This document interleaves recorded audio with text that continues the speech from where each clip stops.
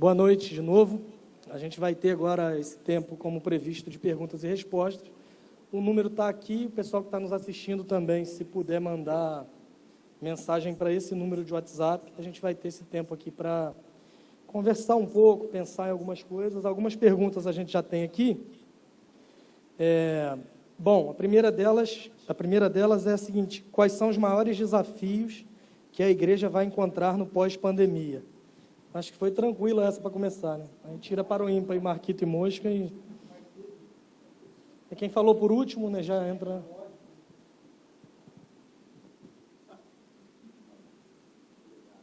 Alô. Eu acho que o maior desafio que a igreja vai enfrentar na pós-pandemia é aquilo que o Tim Keller fala isso desde o início da pandemia, é a replantação. Por quê? A gente não sabe exatamente quem vai voltar, porque muita gente não vai voltar, e muitos que não eram, agora são. Acho que você já deve ter passado por isso aqui. Tem gente que agora, quando nós voltamos os cultos, chegou na igreja, eu não faço ideia de quem são. Aí a pessoa fala, não, mas... E a pessoa trata a igreja como se já fosse de casa, porque ela já acompanha na internet faz um ano. Então a gente vai ter a reconstrução. Eu acho que só daqui, talvez, um ano, a gente vai conseguir de novo olhar para a nossa igreja e saber assim, bom, então essa é a igreja, ok, então vamos embora a partir disso. Então, para mim, o maior desafio é esse, reconstruir sem deixar mágoa de tanta gente que a gente pastorou na pandemia e que não vai dar as caras e que só vai aparecer quando a bomba explodir de novo.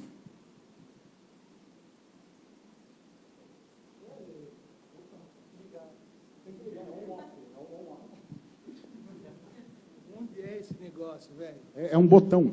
É um botão. Eu não sou, eu prego embaixo de uma árvore. Se virar um microfone para mim, eu não tenho ideia. Eu canto com o passarinho. Davi, se der para ajudar ele depois que ligar o microfone? Agora é a vez do amiguinho falar. Obrigado. Eita. A verdade é isso. A gente pensar assim, o que era antes da pandemia não será mais. E parar de ficar olhando para a parte vazia do copo. Mas quem veio está afim demais de fazer a igreja virar. Tá? É investir nessas pessoas e vamos para frente. Buscando outras pessoas. Como o Marquito falou, sem mágoa. Tem gente que não está sentindo a mínima falta da igreja.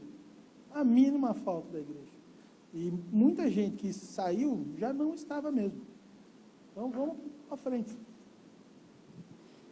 Uma pergunta aí que tem bastante a ver com o que o Marquito falou agora, a questão de Deus usar o sofrimento para contribuir e tudo mais. Se tem algum exemplo prático de alguma situação de sofrimento na plantação da igreja que contribuiu para o crescimento dela ou contribuiu para o teu crescimento pessoal. Acho que foi bastante a ver com o que você falou, mas fica aberto também para o Mosca, se tiver algum exemplo, quiser falar, por ter plantado uma igreja também, enfim.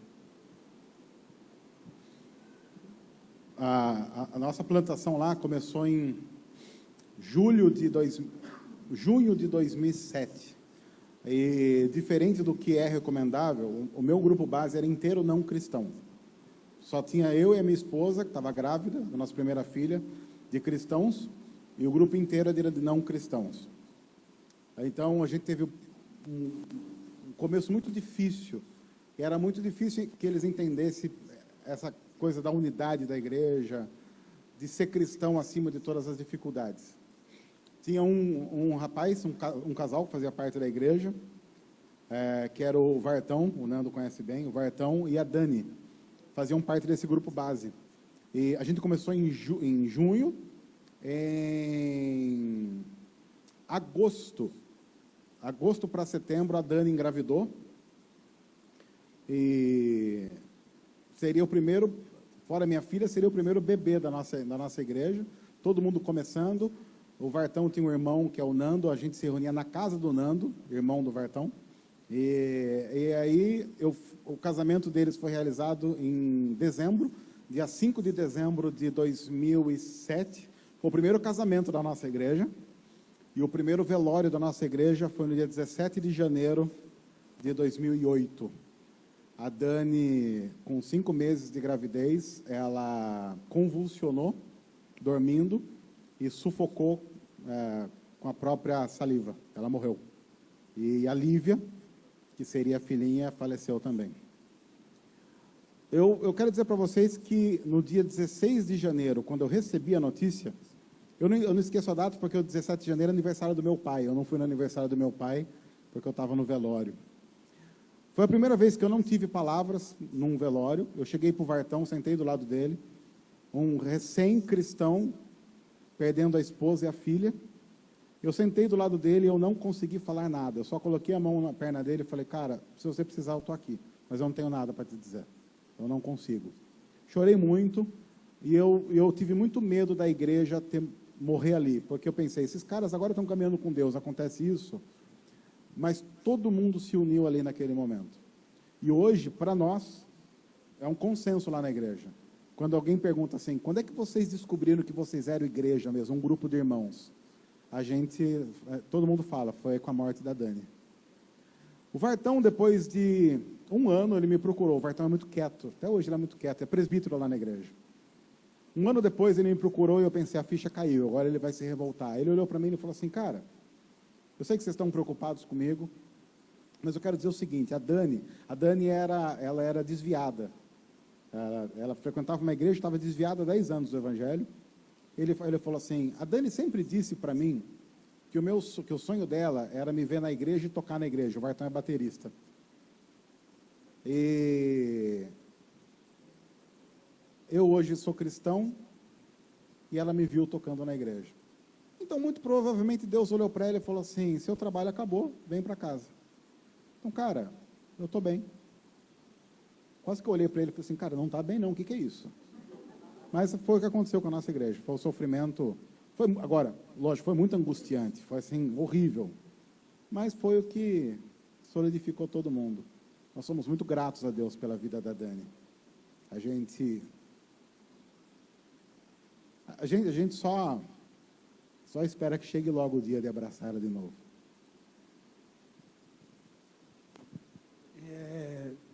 Cara, muito alegria, mas é muito teste no começo, acertos e erros, às vezes até mais erros, né? Mas o maior medo foi sofrido para a gente, para mim, para minha esposa, foi abrir a mão da estabilidade. Eu era pastor de uma igreja centenária, que arrecadava muito, tinha membresia altíssima, para o tamanho da cidade. A gente tinha acabado de receber uma oferta, e depois em off eu conto o valor, uma coisa, eu não entendo quanto é até hoje. E veio o chamado de Deus, foi desde 2007 Deus estava trabalhando a gente e eu empurrando para frente, se a gente sair daqui, a gente vai fazer o quê? O conforto dava estabilidade, até que ele acabou com tudo, assim, de uma hora para outra. Eu vi umas coisas feias, gente mentindo, se levantando, usando a Bíblia contra você, fora de contexto, um presbitério que tinha muita gente que também queria estabilidade, né? E a única igreja que dava estabilidade era a que eu estava, né? E eu quero o seu lugar, e fizeram tudo para conseguir o meu lugar. E durante 2 dias, eu fiquei sem campo, totalmente fora do que... Eu fui acusado de... O Marquito estava participando do dia que teve esse documento, eu fui acusado de pregar sem terno, falar que eu era o único pregador da igreja, fui acusado disso, e quem queria estabilidade aproveitou, e eu fiquei sem campo. Não existe isso na igreja presbiteriana, né? É uma coisa, você não fica da noite para o dia sem campo, você cumpre o ano, um prazo para se realocar. Durante 2 dias a gente estava tudo certo. Eu tinha um cunhado que mora no Canadá, ele já tinha arranjado um emprego para a gente ia para o Canadá. Daí, algumas pessoas da própria igreja, ao contrário do Marquito, eu tinha muito crente, muito crente, os mais velhos ainda, pessoas mais velhas que estão na igreja até hoje. Você fala sempre, né, de negócio de começar uma igreja nova, é a hora, cara. Daí, mas foi desses 2 dias, você foi ficar na cama direto, foi terrível. Porque é uma coisa que é plantada, né, na igreja presbiteriana. Você tem que começar, terminar o seminário, depois de 10 anos tem que estar numa igreja central, ganhando tanto, morando tudo. Tinha tudo isso daí, mas era mentira demais. A gente perdeu a estabilidade e ganhou liberdade. Liberdade não tem preço, era só pregar o evangelho agora, sem terno, com terno. Era pecador mesmo e continuo sendo. E hoje eu sou feliz embaixo de uma árvore, pregando todo domingo embaixo de uma árvore. Aí o cara vem com tecnologia, ar-condicionado, microfone, eu não sei me virar, né? Que sou eu e os passarinhos pregando lá, né? E agora essas modernidades eu não tenho mais. Mas foi isso daí, foi abrir mão da estabilidade.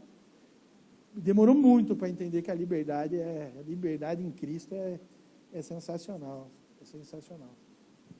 Bom, uma outra pergunta que chegou aqui. Mosca, já que você disse que o Davi está solteiro, qual o WhatsApp dele? Não entendi. Peraí, fala com a mãe dele, que eu já levei uma alegria. Mas o moço é bom, fala comigo, não fala com a mãe dele, não. Ela é muito possessiva. Vamos lá. Mas depois se amolece o coração, ela vai fingir que gosta de você. Quanto for preciso, só para não perder o menino de perto dela.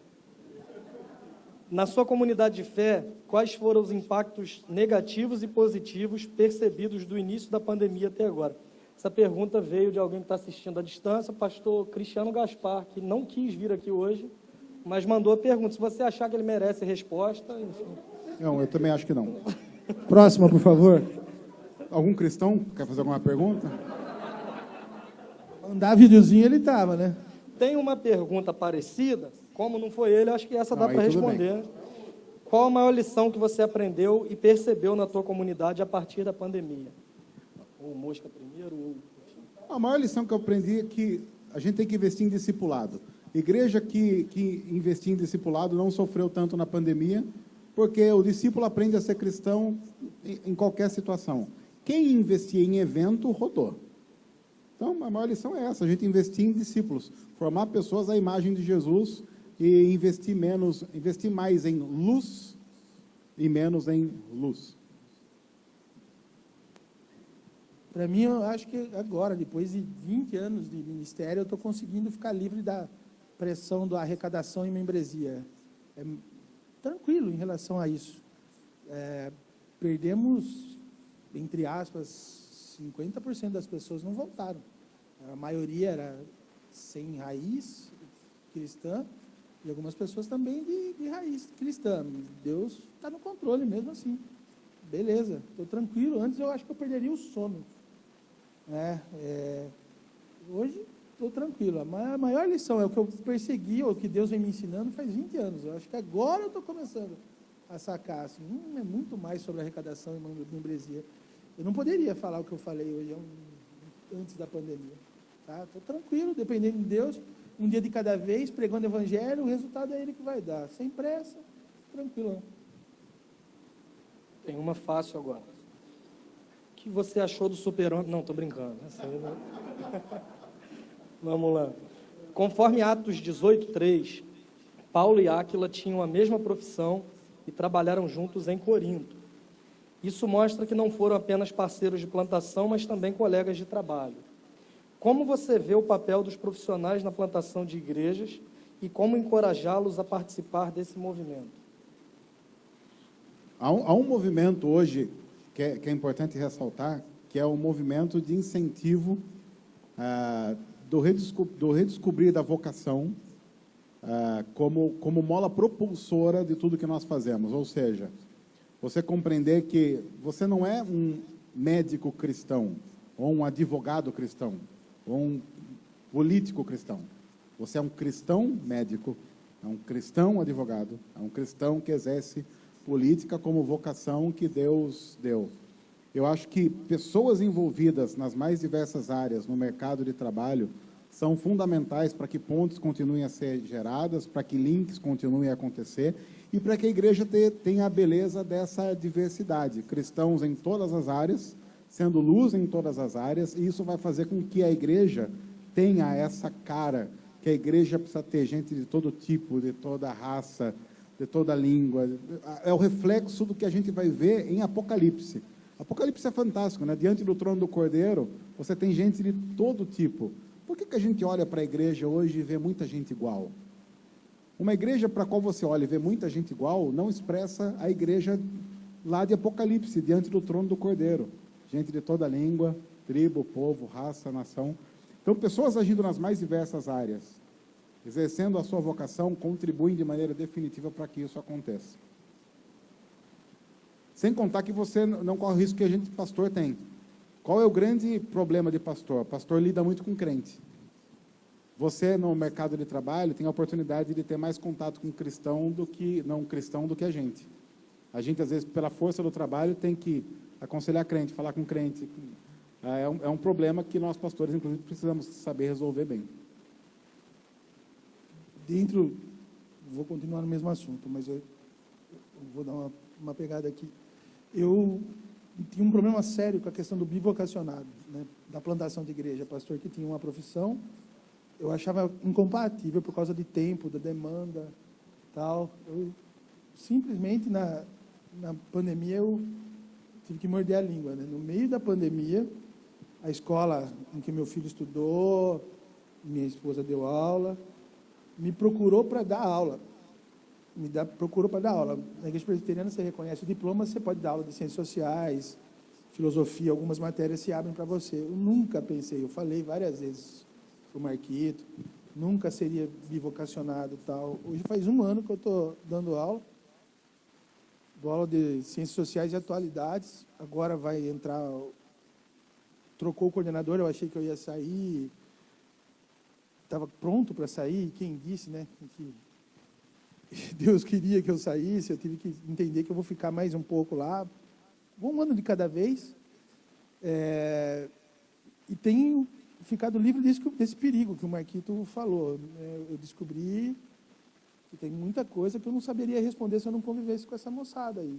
É a idade do meu filho, agora eu entendo muito mais o meu filho, e depois de 1 ano eu ganhei o direito de ser ouvido por eles. Hoje eu tenho liberdade de falar de Jesus. Mas ainda é cringe. Totalmente. O meu nome tem coisa que, para entender, é demorado. Tem coisa gíria, cringe, eu fiquei... Ele falou cringe, eu falei, até ligar, não demora. Mas é essa questão de redes. Eu sou pastor, mas agora continuo sendo pastor, dando aula, eu estou professor, e sempre olhando como um campo missionário. São 100 alunos com quem eu falo durante quase todos os dias da semana. Tá? O colégio me deu liberdade para falar de Jesus. A gente quer aqui, você aqui, não é da minha denominação. Tá? E você tem que falar de Jesus, porque... Por causa desse contexto do politicamente correto aí também, eles queriam um contraponto em relação a isso. Então é impressionante. Eu não fui atrás, eu fui convidado, é uma coisa que me fez entender que essa redescoberta da vocação pastoral, no meu caso até. Você pode pastorear uma igreja, aí o que acontece? Meus presbíteros começaram a trabalhar mais. Né? A liderança da igreja agora é muito mais presente. É muito mais presente. Ou talvez eu tenha sido muito centralizador por muito tempo. Então foi muito interessante. E como eu falei na pregação, não é só o trabalho, é o campo missionário. O mercado de trabalho, onde você está inserido, é o seu campo missionário. O meu é na escola, é na igreja, e o seu, né? Onde é. Beleza. Vivemos atualmente um período de desafios a valores cristãos. Como podemos nos posicionar sem entrar em embates desnecessários, mas sem deixar de demonstrar o poder de Deus? Acho que tem a ver com a questão da escolha das batalhas, né? Como a gente se envolver, no que a gente deve se envolver ou não, como encontrar esse equilíbrio aí, se vocês têm algum pensamento prático acerca disso, de como a gente consegue entender a nossa função e desempenhar o nosso papel em um mundo tão hostil à mensagem do Evangelho. Estou enrolando para ver se vocês pensam enquanto isso, acho que todo mundo percebeu, mas vamos lá. Basicamente é isso. O único conselho que eu dou é assim, a gente parar de brigar por besteira, porque se a gente continuar brigando por besteira, quando chegarem as brigas boas mesmo, a gente vai estar tão cansado que não vai querer brigar. Eu vou usar o exemplo do Super-Homem. Cara, provavelmente como que aconteceu? O cara viu que não estava vendendo direito, aí ele falou assim, eu preciso alavancar minhas vendas. Aí ele pensou, vamos reunir a galera aí, o que vai dar marketing, o que vai dar falatório? Ah, vamos fazer o que fizeram. E aí, tudo reduz em money. E aí o pessoal às vezes fica perguntando para mim, o que você acha disso? O que eu acho sobre a sexualidade humana, eu já expliquei em várias mensagens. Ao mesmo tempo que eu não fui chamado para pregar contra o super-homem, seja ele hétero, bi ou homo. Eu não vou ficar gastando tempo com isso. Porque se eu ficar gastando tempo com isso, as pessoas não vão parar para me ouvir quando eu quiser gastar meu tempo com as grandes brigas que ainda estão por vir. Eu acho que nós cristãos precisamos ser mais espertos. Às vezes as pessoas lançam as iscas agora, querendo fisgar a gente, mas daqui a pouco é que as iscas reais vão aparecer. Então a gente tem que ser um pouco criterioso. Então acho que a gente tem que saber fazer uma leitura do tempo. Às vezes a pessoa fala assim, mas você está deixando de comprar briga, você está com medo? Não, eu estou tentando vislumbrar o que vem depois. Eu não vou surfar essa onda. A onda boa está vindo ainda. E eu quero ter força para surfar a onda boa, porque a hora que a onda boa chegar, se ela quebrar em cima de nós, aí ela mata a gente. Eu concordo com o Marquito aqui. Eu acabei de falar, fiquei 1 ano para ganhar o direito de ser ouvido. E a minha cidade se diz cristã. A maioria das pessoas se diz cristã na cidade. Mas eu converso hoje e eu vejo que eles não sabem quem é Jesus. É um cristianismo nominal, né? Então, se eu não esperasse 1 ano, e não foi por mim, eu sou muito ansioso, foi por causa de Jesus, eu não iria pregar Jesus para quem acha que já tem Jesus. É complicado demais. Aí, depois de 1 ano, eles estão começando a me ouvir. E esse negócio de escolher batalhas. Quando Davi chegou para lutar com Golias, o irmão dele falou, o que você está fazendo aqui, moleque? Ele falou, o que você está bravo comigo? Ele virou as costas e falou. E foi direto para Golias, foi procurar informações para derrubar Golias. Se ele perdesse tempo com o irmão, ele ia perder a grande batalha da vida dele lá, que foi com Golias. Então, é escolher com quem você vai brigar, cara. Se você ficar brigando por causa da questão do super-homem, olhando para todo mundo como todo mundo é candidato ao inferno, se você não falar do evangelho com amor, acabar com esse negócio do nós e eles, que a igreja tem muito, arrogância espiritual. Cara, a única diferença de você, para quem não está aqui ainda, é uma coisa chamada graça. Se é de graça, você não fez nada para receber. Então, você não é melhor que ninguém, não. É o jeito que você fala, a hora que você fala, o time, só pode em conexão com Jesus. Aí, e demora. A igreja julga muito, né, gente? Ela considera todo mundo candidato ao inferno, né? Quem vai para o inferno, a gente não sabe quem é, né? A gente tem que pregar o evangelho, e com muito amor, muita paciência, e todo mundo é candidato ao céu. O que Jesus vai fazer enquanto você prega, deixa para ele, isso ele faz bem melhor que a gente. É uma pergunta aqui, acho que é uma questão ética, né? É o seguinte, ser igreja, muitas vezes é ter que ir contra princípios e regras impostas na sociedade. Se a Bíblia manda obedecer às leis, o que fazer diante de leis que vão contra a palavra de Deus na plantação de igreja?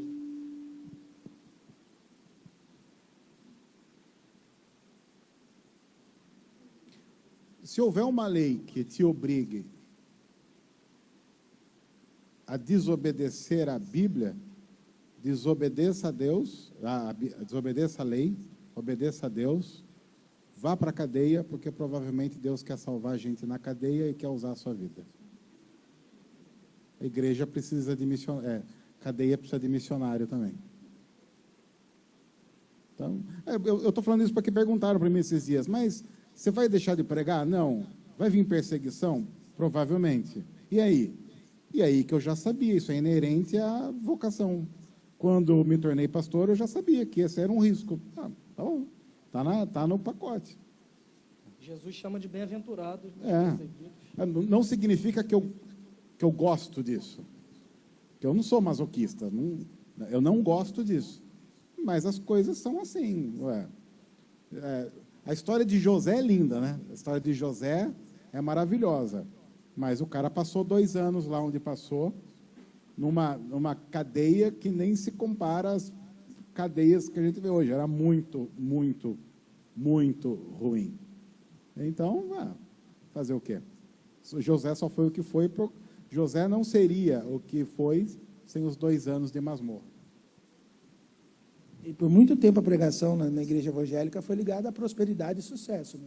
Conforto, aquela coisa de arrepiar a espinha, fazer um carinhozinho no coração, o sofrimento, a perseguição, parece que não é popular você pregar isso, né? E Jesus cansou de falar, né?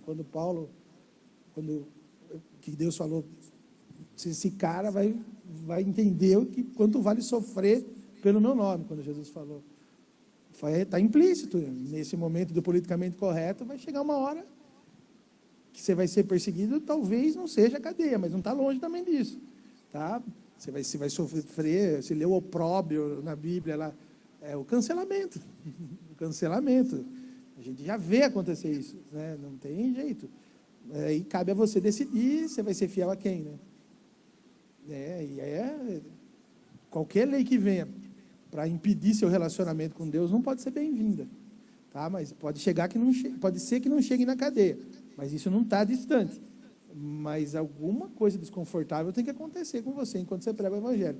Se a sua vida está muito confortável, olha o seu mestre, né? Olha o seu mestre. Já estava avisado, né? Se o mestre passou por aquilo, quem é a gente para não aceitar, né? Passar por alguma espécie de sofrimento ao pregar o Evangelho?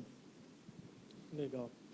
Uma pergunta agora bem pessoal. Sabemos que na caminhada temos muitas dificuldades. Algum dia já chegaram a se deparar com a situação de Paulo ao pregar a palavra a ponto de se ver querendo desistir? Nossa, tem várias vezes que eu tenho vontade de sair correndo. No domingo, hoje, sentado com a minha esposa aqui, eu falei, não, vou sair correndo daqui, né? Não mereço, não sou digno. Mas é verdade, não mereço, não sou digno. Aí a graça se renova, né? Mas várias vezes eu pensei em desistir. Isso é normal também, a gente oscila, ninguém é perfeito. Desculpa, você não é perfeito. E Deus está atrás de gente sincera. A gente sincera sabe que precisa de um Deus para tirar nossas dúvidas, né? Mas constantemente. Eu acho que o dia que eu nunca mais pensar nisso, aconteceu alguma coisa estranha. Aí não é normal acontecer isso. O problema é, como o Marquito falou, você não permanecer nessa ideia, né? Ela passa. Se você lembrar da graça, ela vai embora. Se você acreditar que é mérito, você tem que ser perfeito. Aí você vai se martirizar o resto da vida. É graça. Eu não estou aqui porque eu mereço, né? Eu estou aqui porque Ele quis. É graça. E vamos que vamos. Você, Marquito, acha normal um pastor pensar em desistir enquanto prega? Não.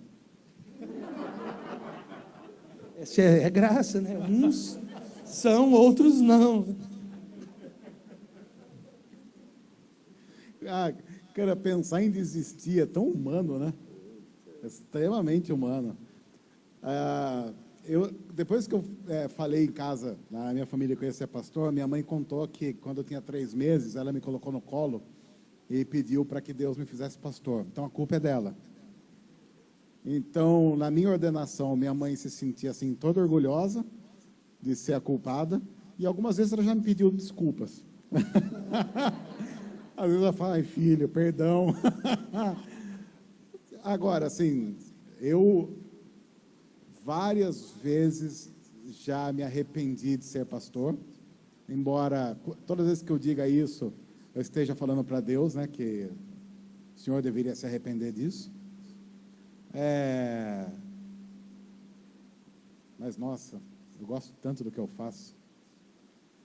Eu posso falar isso quando eu estou fora da minha igreja. Se o meu conselho soubesse o quanto eu amo fazer o que eu faço, eles paravam de me pagar pelo meu trabalho e começavam a me cobrar. Gosto muito do que eu faço. Olha, desculpa vocês que não são pastores. Eu espero que vocês gostem tanto da profissão de vocês quanto eu gosto da minha. Espero mesmo. Que coisa boa. Mas eu sempre penso em desistir também. Ao mesmo tempo. Às vezes no mesmo dia. Às vezes começa a pregação falando nunca mais. Aí eu termino falando, opa, vamos embora. É quase um negócio bipolar, né? Quem não é? Eu não sou. Sou. Quem não for, atire a primeira pedra. Não, eu odeio gente bipolar, sério, gosto muito. Também gosto muito de gente bipolar. Temos mais duas aqui, e aí acho que a gente caminha para o fim. Essa é a seguinte: como cada lugar tem necessidades diferentes, como identificar a melhor forma de iniciar um diálogo com a comunidade local? Você tem Macaé aqui, tem uma exegese bíblica, né? Você tem que trazer o que está nas entrelinhas do texto bíblico, conhecer os originais, bons comentários, ouvir bons pregadores, como o Marquito, sabe? Não, brincadeira, sabe? É fera também. Mas tem que fazer uma exegese cultural. Você tem que conhecer a sua cidade. Você não está aqui por acaso, você acabou de ouvir. Tá? Você sabe, as necessidades daqui são diferentes da minha cidade. E Deus não te chamou para fazer tudo. Impossível. Uma igreja sozinha mudar uma cidade. Vamos pensar no movimento de igrejas que pensem no bem-estar social da cidade também, como que isso é uma consequência do evangelho, não uma causa, né? Para a salvação, é uma consequência de quem foi salvo pela graça. A gente descobriu em Itapetininga, olha que curto uma longa história, amanhã eu posso falar um pouco mais. Eu sou adotivo, meu filho também, então eu tenho um histórico de adoção. Muitas vezes você não entende essas coisas da adoção, hoje eu entendo. Deus usou o histórico da adoção que eu tenho em casa, na minha vida. A gente começou a ver na cidade que tinha pouca gente interessada em trabalhar em crianças que estavam em situação de adoção ou estavam apartadas da família por alguma questão de violência doméstica. Onde a gente está agora?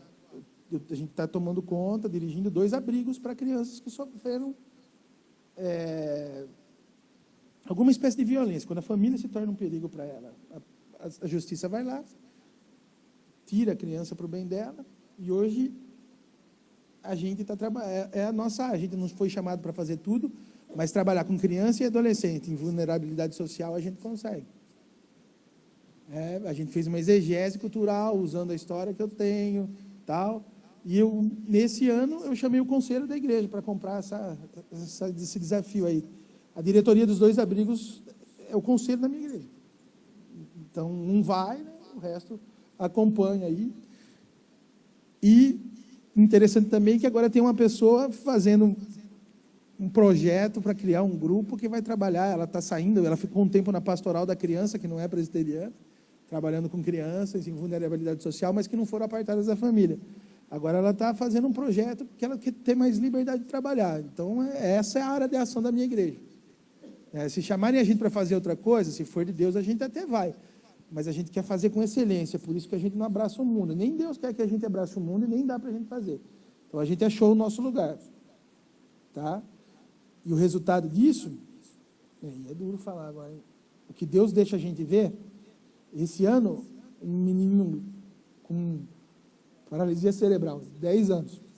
É adoção impossível. Impossível. 10 anos. Até 4 anos a adoção. Menina, olhos claros, cabelo claro. Menino não. Descobrimos um site que facilitava encontros com pessoas que queriam adotar crianças com paralisia cerebral. O garoto foi adotado por uma especialista na área em saúde, uma pediatra. E uma outra pessoa da família, numa outra área de saúde, especializada em cuidados de criança com paralisia cerebral. Tem preço isso? Eu só testou a minha vocação. Aí eu fiquei em dúvida, será que é aqui mesmo? Uma outra menina com microcefalia. O prazo de vida dela era 11 anos, no máximo. Está com 13. Outra adoção impossível, gente. Tá? É assim que é a adoção. A gente é muito romântico, não é do jeito, não é chiquititas. Tá? A cuidadora dela, convivendo com ela, se apaixonou pela menina, acabou de pedir a guarda da menina. Outra coisa impossível que a gente está vendo. Quem está fazendo o processo da guarda? Um escritório de advocacia comandado por 2 presbíteros da igreja, sem custo algum. Então, Deus está testando. Esse é o lugar que a gente vai trabalhar. Quando Deus se encaixar onde Deus quer, na misericórdia dele, vai dar um prazer, cara, ser usado por Deus, a gente porcaria do jeito que é, para ver esses milagres acontecendo. Fora de série. Eu choro mesmo, não falo disso. E isso só acontece porque, assim, eu acho que a gente, às vezes, é pouco ligado na vida da cidade, né? Às vezes, o crente tem um pouco desse problema. Ele se vê cidadão de outro mundo. Tá, nós somos de um outro mundo, mas o nosso imposto a gente paga aqui, a água, a força a gente paga aqui. Então, tenha a cabeça no céu enquanto você mantém os pés na terra. Então, se você está vivendo em Macaé, descubra qual é a linguagem de Macaé, a necessidade de Macaé.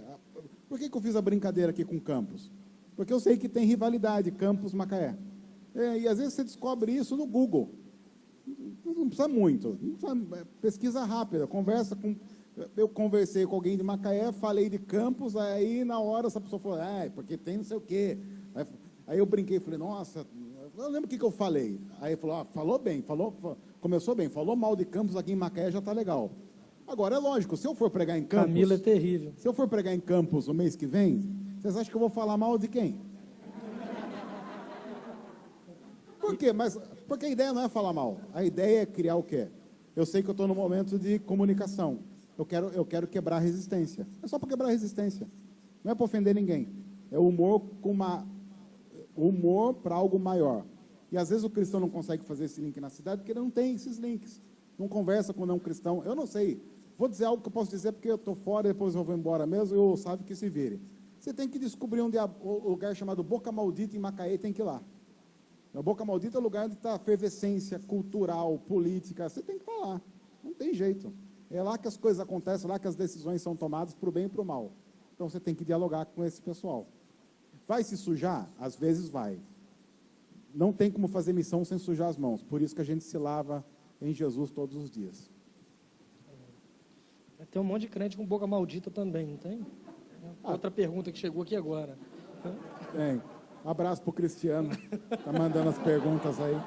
Continua acompanhando pela internet. Bom, agora bem indo para o final mesmo, talvez a última. Como foi dito, uma das perguntas que fica é: que falta faria para a cidade ou para o bairro se a sua igreja fosse tirada desse local?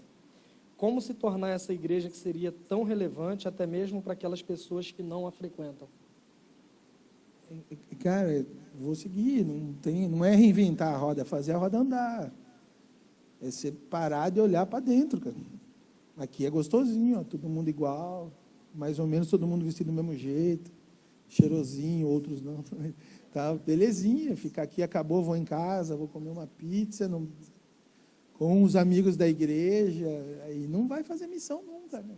Nunca, você tem que sair do seu conforto, aguentar os questionamentos de um mundo que não entende o jeito que a gente é, de verdade, às vezes pelo positivo, que o cristão é para ser um inconformado, não tomar forma, né, das coisas do espaço que não é respeitado, que não respeitam Deus, né, isso é o mundo. E isso você quer, cara, você vai se envolver com gente que é tão pecador como você, mas só que não esconde. Se disfarça bem aqui, pro Sábio, pro Marquito e tal, pro pessoal líder da igreja. Esse pessoal não, tem muito mais coragem de falar que é pecador do que a gente. E descobrir, essa é a minha vocação. É ser relevante. Como que eu sou relevante? Não a partir de mim, é o quanto eu deixo Cristo brilhar através de mim. Na empresa, na escola, na indústria, tal. E aí no orfanato não se fala mais, no abrigo, na escola, não só na IPP4, não só na IPP4. Aí você vai resolver o sentido para a tua vida, já pensou? Que beleza? E se todo mundo levantar daqui falando isso, eu quero ser relevante, deixar Cristo brilhar através de mim na minha empresa, o que começa em Macaé, gente? O que começa? Onde vai parar? Você não tem ideia. A gente foi parar nos abrigos aí. Agora, você quer? Vai sair da zona de conforto. Tem um outro fator também que eu acho que a gente não valoriza tanto, que é o seguinte: às vezes a igreja local, a comunidade, ela não consegue fazer tanta coisa, e a gente pensa assim, a minha igreja não faz tanta coisa na cidade. Só que a sua igreja, se ela está pregando o evangelho com fidelidade semana após semana, ela está produzindo semana após semana o melhor de você. Se você está ouvindo e está praticando. Então a igreja está semanalmente enviando para a cidade a melhor versão de você. Sei lá, daqui da igreja, quantas pessoas? 160. A CBM está enviando 160 versões do melhor de si mesmo para a cidade de Macaé toda semana, porque está pregando o evangelho. Se a CBM for arrancada daqui, talvez você vai falar assim, não fez diferença nenhuma. Daqui 5 anos, ela terá 160 versões do pior de você espalhado pela cidade. E isso faz muita diferença.